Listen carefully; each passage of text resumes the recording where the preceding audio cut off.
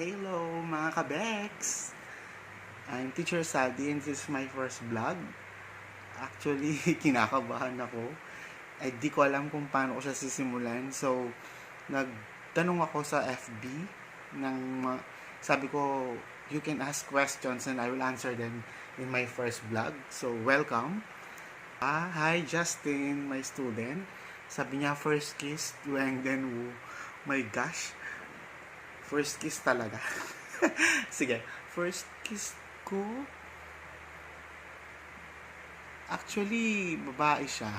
Yee, kadiri, di ba? Babae siya. Tapos, grade 6 kami noon. Valentine's Day. And, kung sino siya, siguro tago. Wag na lang natin sabihin. Kasi baka, alam mo na, may asawa na siya ngayon. O, di ba? Hindi kung ibig sabihin nun, kung naging kami, magiging asawa ko siya. Ew. Kadiri. Joke lang. Sige po. For the second, sino crush nyo po? From RJ Pascual. Hi RJ. Students ko yung mga yan from grade 8. So, ang sabi niya, sinong crush ko? Name 3. First, si Cedric James Galang. Yan. Matagal ko ng crush yan. Actually, for grade 10 pa siya nun. Tapos, sumunod, Arel.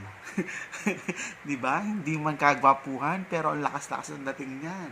Mabait pa yan, maaasahan. Pero, yun nga, hindi natin matuturuan yung puso, diba? Kung sino magiging crush natin. So, yun, siya yung crush ko. Tapos, ang huli, si Magat. Yung lumaban lang ngayon. Ayoko na sabihin.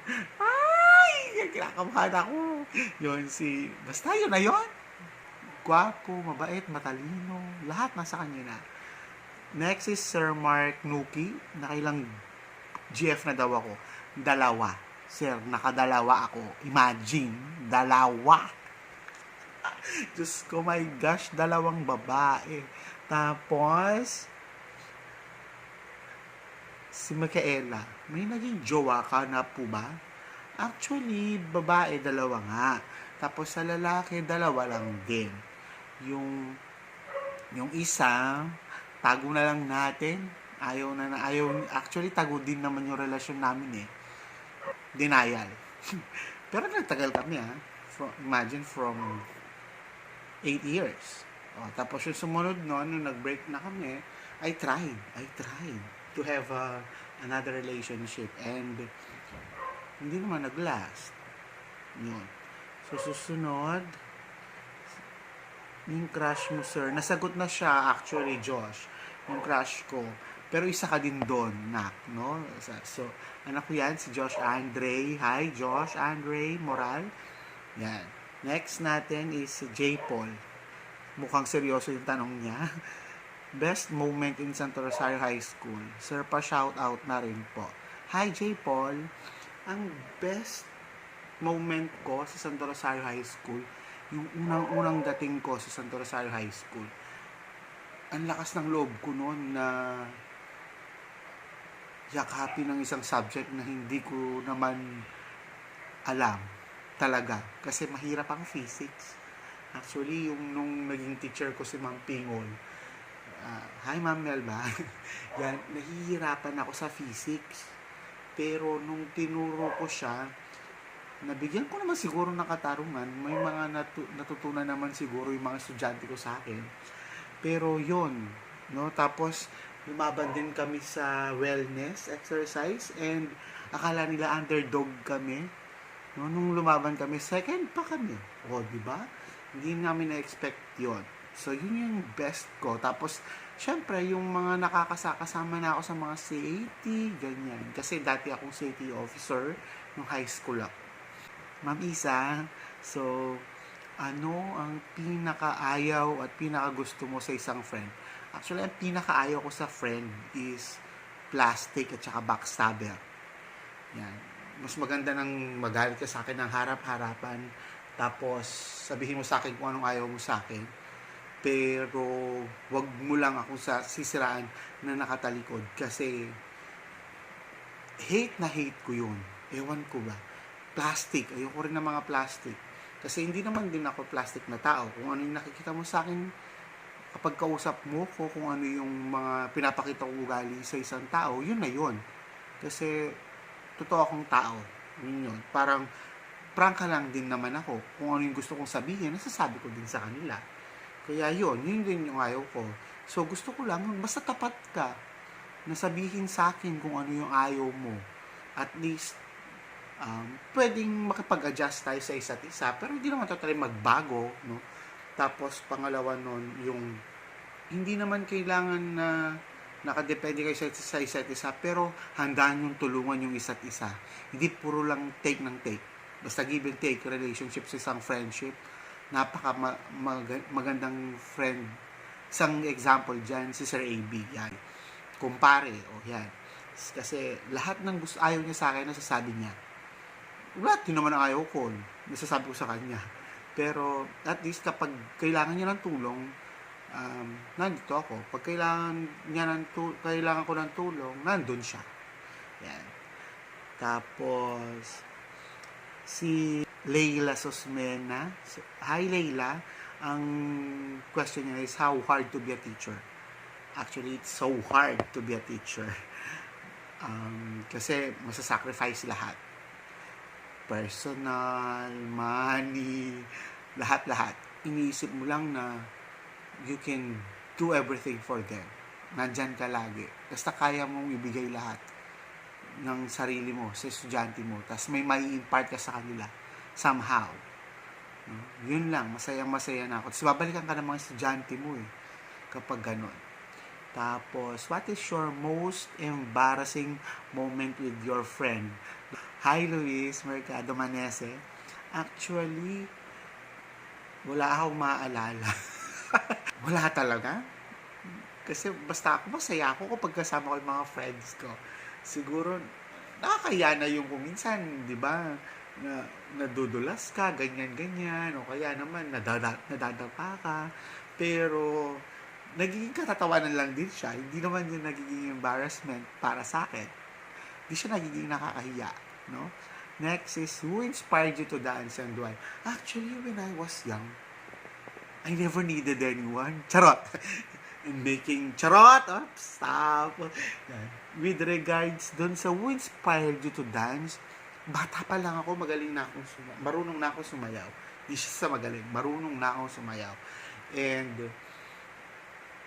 unang tinig ko pa lang sa music, may mga pumapasok na steps sa akin, kaya kung minsan, may nakakarinig lang ako ng music sa daan, sumasayaw na ako.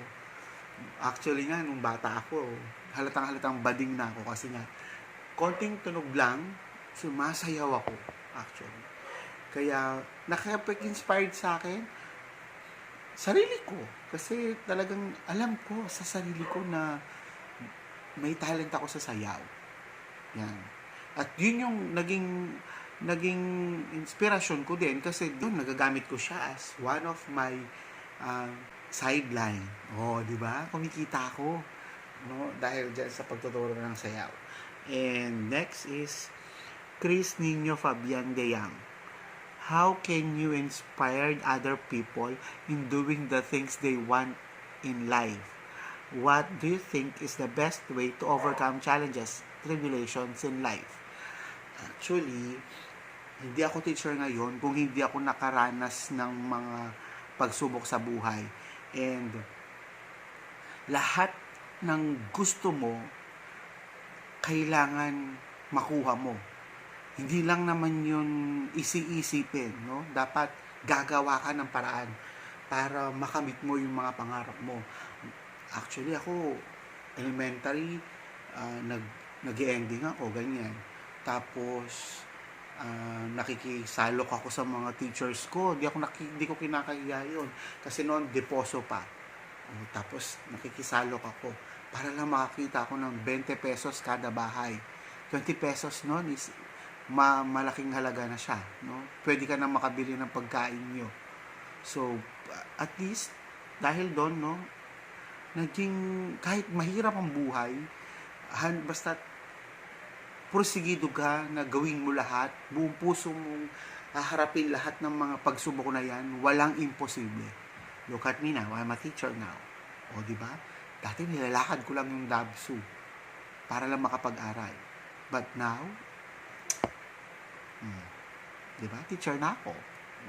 Basta, lahat ng mga challenges na yan, mau-overcome nyo basta buo yung puso ninyo na gawin lahat ng paraan para makamit ninyo yung inyong mga pangarap in a positive way. No? May iba kasi na gusto nila makuha yung pangarap nila, pero kahit ano yan, kahit anong means gagawin nila. But for me, basta wala kang inaapakang tao, tapos buo yung puso mo, alam mo sa sarili mo na kayang-kaya mo, go for it. At least wala kang pagsisisihan sa huli. Yan. Diyos ko, mga malalalim na to. No? Bakit pinili mong maging guro by Jao Santos? Pinili kong maging guro. Actually, hindi ko gusto maging guro talaga. Yan. Ang gusto ko noon, nung bata ako, isang maging doktor. Nung mga bandang mga college na gusto kong maging accountant. Pero, dahil sa mahirap ang buhay, tapos late enrollee, no? Basta may math, sabi ko. So, yun. Doon ako napunta sa kursong teacher, major in mathematics. Tapos, teacher, bahala na. Tinuloy-tuloy ko na yon. Nag-working student ako para makatapos. Tapos, yun, naging teacher ako by profession. Hindi ko siya talaga pinili. Actually, dun lang ako dinala ng pagkakataon. And, thanks God, nakamit ko lahat, nakapagtapos ako. Tapos, ngayon, na pumasa ako sa board exam, nagtuturo na ako sa public school ngayon, nakapagpatapos ako ng kapatid, tapos ngayon, patapos na ako ng master's degree ko. Di ba? Kaya sabi ko, yung pagiging guro, hindi ko siya ginusto, pero doon ako dinala ni God. Gumawa siya ng paraan na ito yung way mo. Ayan. So, ano yung, from Ivan Russell De Jesus, sana nasasagot ko sila na maayos. No? Ano yung iyong weakness, sir? Pa-shoutout na rin. Ivan, si Mr. Smiley. Ivan, ang weakness ko, actually, yung maramdaman ko na hindi ako belong. Di ba? Sakit.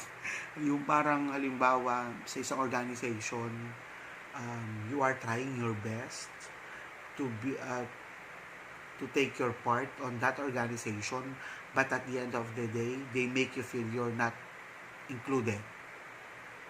Kahit sa friends, ganyan. Ayoko nang nafe-feel ko na hindi ako belong. Pag ganon, ay kung hindi ko pinagpipilitan ng sarili ko, no, may iba pa namang mga tao o ibang organizations na pwede namang i-accept ako bilang ako. Pero minsan, yun yung weakness ko. Kapag naramdaman ko yun, bumababa yung self-esteem ko, pero ilang segundo o ilang minuto lang. And then, back to normal ulit. Ganun ako optimistic ako laging positive. Si Beshi Christy Arenzana, pinapa-shoutout nga yung taong mahal na mahal niya ang kanyang asawa, Sir Wilson. Hello! Gaano ba kahaba ang pasensya mo sa taong pilit mong pinakikisamahan pero ayaw nila sa'yo? Diyos kong hirap. Baka ikaw to, Charot lang. Tapos, paano ang gagawin mo para ikaw ay pakisamahan nila ng totoo? Actually, totoo akong tao. No? Pinapakita ko sa kanila kung ano ayaw ko, kung anong gusto ko. Tapos, kung ayaw nila akong pakisamahan, hindi ko sila pipilitin. Pero yung pasensya ko, maikling-maikli lang. Hindi siya ganun kahaba. So, kapag ayaw mo sa akin, di wag. Ganun siya. Tapos, hindi ako gagawa ng part, no? Para pakisamahan ko sila. Basta kung ayaw nila, ayaw ko din sa kanila. Pero, I will try my best, no?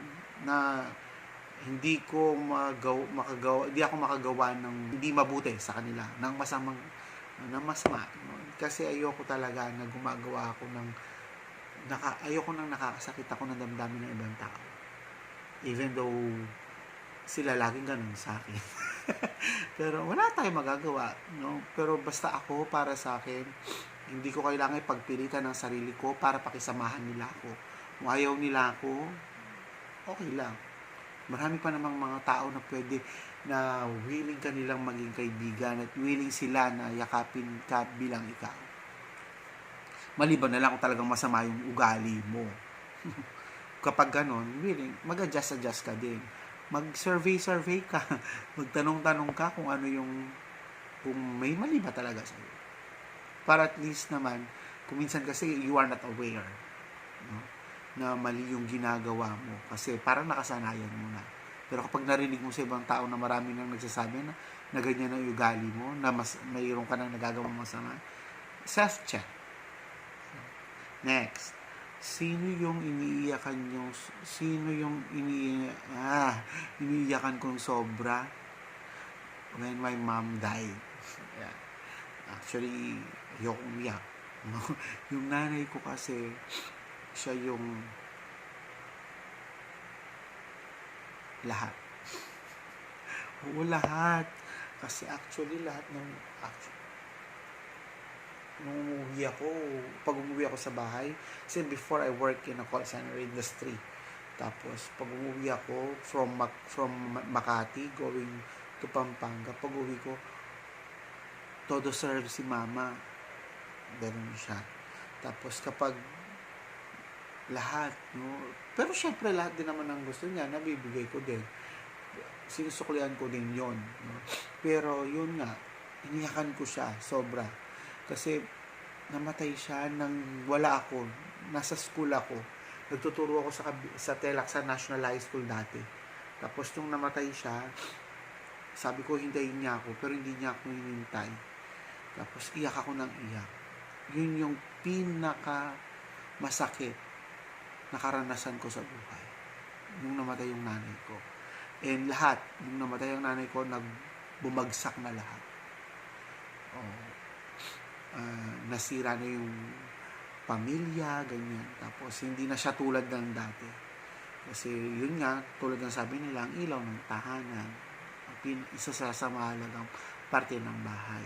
Kahit may haligi ang bahay, kung wala namang ilaw para paliwanagan lahat ng mga nandoon, wala ding mangyayari. Yun, ayoko umiyak, no? Pero reserve natin yan. Mayroong isang tanong dito, nilampasan ko mamaya. Tapos Larlene, hi Larlene, sabi niya, sir, matagal po ba kayo mag-move on sa mga ex nyo? Tapos ano po yung may papayo nyo sa mga broken ngayon? Kung ayaw nila sa inyo, huwag mo ipagpilitan yung sarili mo. yun, no? Kapag na-broken ka at meron na siyang ibang mahal, hayaan mo siya. God has a better plan to you, no? Meron siyang isang masigit pa na deserving na tao na ibibigay sa'yo. Tapos matagal ako mag-move on sa mga ex ko. Oo. Actually, kahit hanggang ngayon na yung ex ko, minsan naisip ko ba din siya. Tapos yan, no? Bigay na to. Naisip ko ba din siya. Tapos yun. Pero hindi na ganun ka, ano. Pero gusto ko yung susunod na karelasyon ko, dapat ganun din siya. Diba? Matagal mag-move on. Pero basta yun, doon sa mga broken, kung ayaw nila sa inyo, liwag. Ikaw niyan, Larlene, no? Charot lang. Tapos, kung bibigyan po kayo ng pagkakataon na bumalik ang isang tao sa buhay ninyo, sino po yun at bakit? Nanay ko. Gusto ko na mabuhay siya ulit. Gusto ko maging kumpleto ulit yung pamilya namin. Pero hindi na yung pwede. Nasa piling na siya ni God. Kasi siya yung pinakamahal na mahal ko. Definitely. Kasi siya yung, actually, nung bata ko, siya yung hingahan ko. Siya yung unang-unang nakaalam na bading ako. Actually, kahit alam na rin naman nila, pero nasabi ko ng tuluyan sa nanay ko. Tapos, kung from Alea, kung haba na ng vlog natin, no? From Alea, gusto mo bang maging student ako? Why and why not? Oo naman. Kasi curious ako kung paano ka sa klase. Sayang nga, di tayo pinagtagpo, no? Di, pinagtagpo tayo, pero hindi tinadhana. No? Hindi tinadhana maging teacher and student sa isa't isa. Magaling ka daw. Pero syempre, gusto kong malaman yon, no, in person. Pero since nakikita ko naman sa mga ginagawa mo, sa actions mo, no, ah, gusto talaga kita maging student. Sayang nga lang, hindi tayo binigyan ng pagkakataon. Tapos, from Adrian, yung mahal kong anak na na dati, how do you know when you love someone? Shoutout mo na rin ako. Yes. Kapag mahal mo yung isang tao, mararamdaman at mararamdaman mo yun.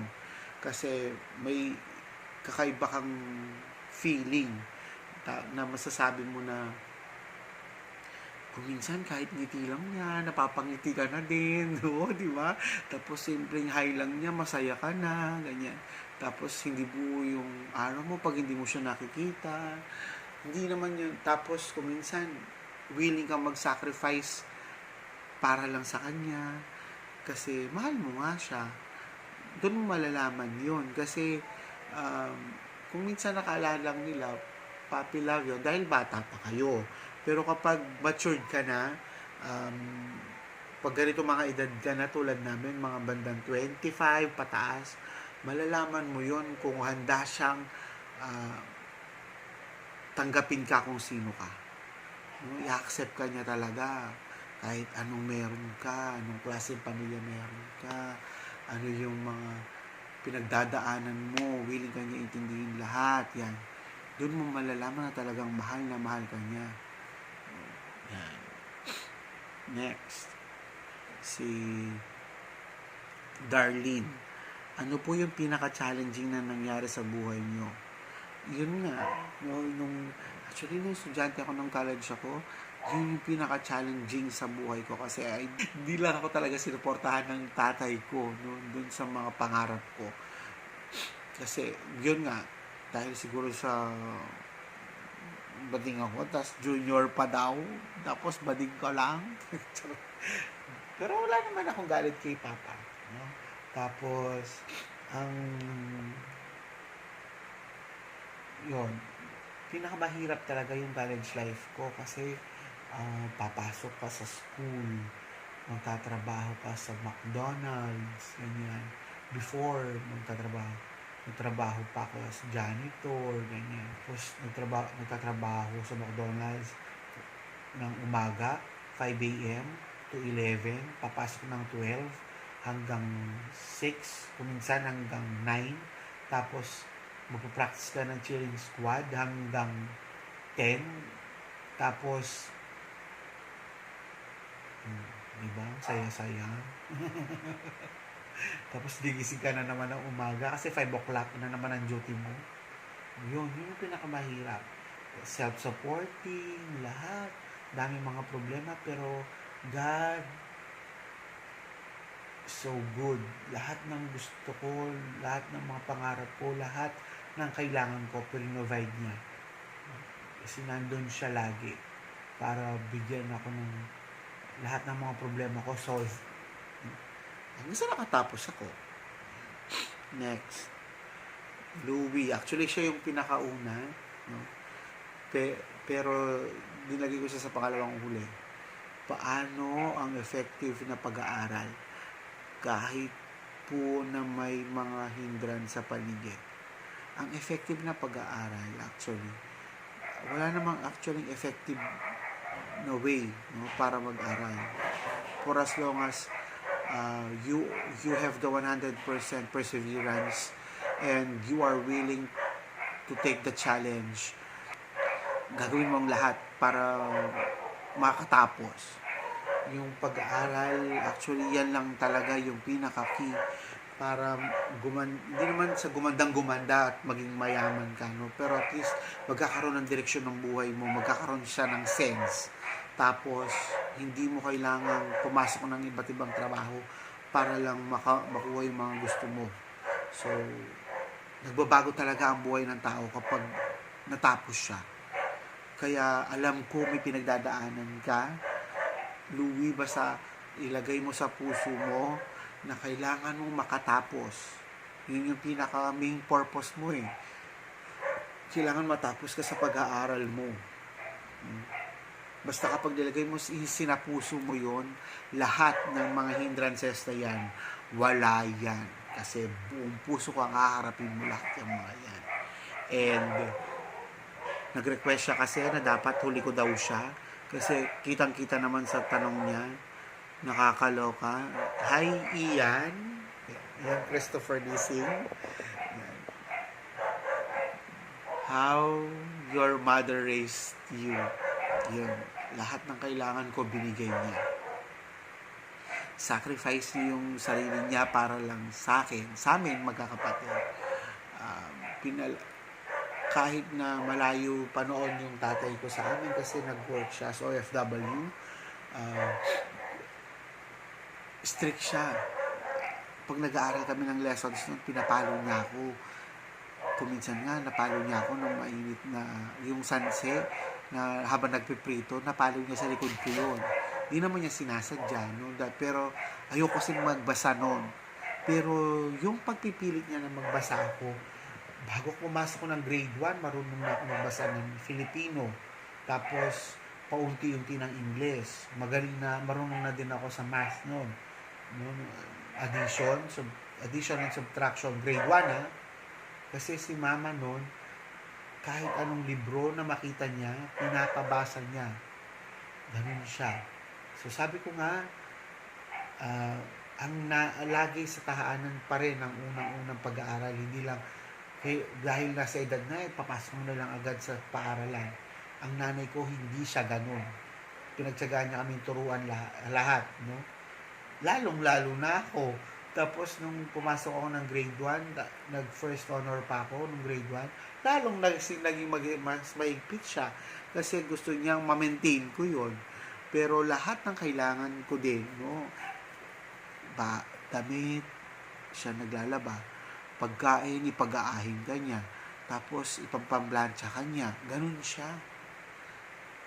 Willing siyang sacrifice lahat. Mahal na mahal. Yung pagmamahal niya, willing niyang ipakita lahat. Tapos, alam ko po na nakwento niyo na sa akin yan. Oo, nakwento ko na.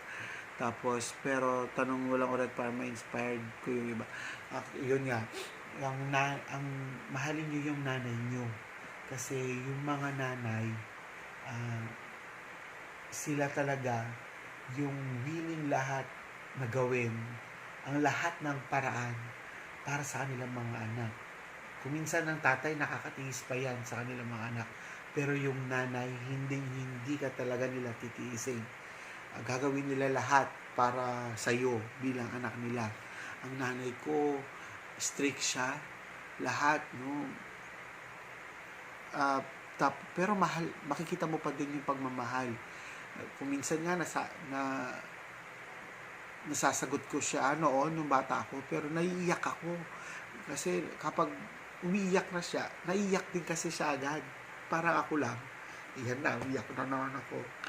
Parang ako lang. Magaan lang yung luha ko. Kaya kapag kuminsan nasasagot mo siya, syempre kuminsan yung kahit bata, dahil ng bata ka, nasasagot mo yung mga magulang mo, pero na at least nare-realize mo na may mali ka pa din, sagingi ka ng sorry sa kanila. Yan. Yung nanay ko noon, iyakin din siya. So, pag nasasaktan siya, evident. Para ako, ganun din ako. Pero yung pagpapalaki niya sa amin, willing siyang i-sacrifice lahat para lang sa amin. Kaya alam ko na ang pagmamahal ng nanay talaga ang pinakamahalaga sa lahat. Yan. So, pahalagahan ninyo yung mga magulang ninyo, especially your mother, kasi yung nanay nyo, handa niya gawing lahat para sa inyo. Yun. Ayoko na. Yan, naiyak ako. Sabi sa inyo, ayoko na ganyan. So, I think nasagot ko na lahat. So, yun, mga kabeks. Please subscribe to my YouTube channel, Teacher Saldi. Hanapin nyo lang. Teacher Saldi with no space. Tapos, yon. Till next video, no? Iisip ako kung ano yung next vlog ko. Pero as of the moment, nandito lang muna. So, ciao. Bye-bye.